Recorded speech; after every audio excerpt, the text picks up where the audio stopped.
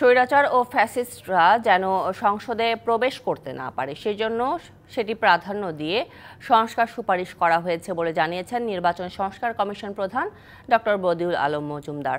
দুপুরে কুমিল্লা বার্ডে ময়নামতি মিলনায়তনে এক সেমিনারে যোগ দিয়ে তিনি আরও বলেন, রাজনৈতিক অঙ্গনকে দুর্বৃত্ত মুক্ত করতে হবে। যারা মানুষ খুন করেছে, বিচার বহির্ভূত হত্যা করেছে, বিভিন্নভাবে নিপীড়ন নির্যাতন চালিয়েছে, তারা যেন কোনো রাজনৈতিক দলের সাথে অন্তর্ভুক্ত না হতে পারে, কোনোভাবেই যেন তারা রাজনীতিতে ভূমিকা রাখতে না পারে, সেভাবেই সংস্কার হওয়া উচিত বলেও মন্তব্য তার।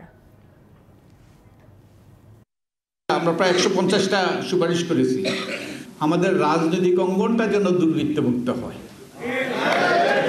যে স্বৈরাচার ফ্যাসিস্টটা যেন আবার যেন ফিরে এসে আমাদের ওই সংসদে যেন তার আসন নিতে না পারে।